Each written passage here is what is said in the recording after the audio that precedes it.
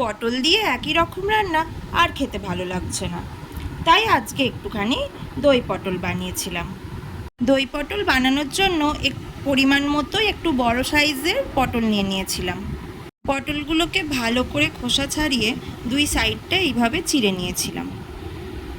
এবার একটা পেস্ট বানিয়ে নিয়েছিলাম। আদা বাটা, হলুদ গুঁড়ো, জিরে গুঁড়ো, ধনে গুঁড়ো, কাশ্মীরি লঙ্কার গুঁড়ো আর সামান্য একটু জল দিয়ে পেস্টটাকে বানিয়ে নিয়েছিলাম। আপনারা চাইলে কাঁচা লঙ্কাও বাটা দিতে পারেন, আমার বাড়িতে লঙ্কা কেউ খায় না, তার জন্য আমি দিইনি। তারপরে 100 গ্রাম মতো টক দইকে ভালো করে সুন্দর করে ফেটিয়ে রেখে দিয়েছিলাম। তারপর কড়াইয়ে তেল গরম করতে দিয়ে সমস্ত পটলগুলোকে ভালো করে ভাজতে দিয়েছিলাম। পটলটা ভালোভাবে ভাজা হয়ে গেলে সেগুলোকে একটা আলাদা জায়গায় তুলে রাখলাম এবং বাড়তি যে তেলটা ছিল তার মধ্যেই শুকনো লঙ্কা আর তেজপাতা ফোড়ন দিয়ে মশলার যে পেস্টটা বানিয়ে রেখেছিলাম সেটা দিয়ে দিয়েছিলাম।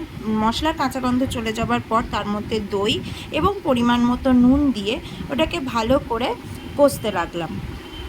তারপর ওটা ভালোভাবে কষা হয়ে গেলে যখন তেল ছেড়ে দিল তখন পটলগুলোকে দিয়ে ভালো করে নাড়াচাড়া করতে দিলাম এবং পটলগুলোকে ভালোভাবে সেদ্ধ হওয়ার জন্য ঢেকে দিলাম।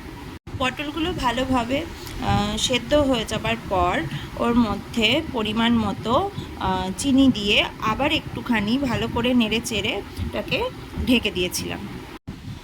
তারপরে একটু সামান্য পরিমাণ কসুরি মেথি ছড়িয়ে এবং তারপর একটু ভালো করে নেড়ে চেড়ে দিয়ে ওটাকে একটু ঢেকে রেখেছিলাম। তারপরে গরম মশলা দিয়ে তারপরে ওটাকে আমি নামিয়ে নিয়েছিলাম।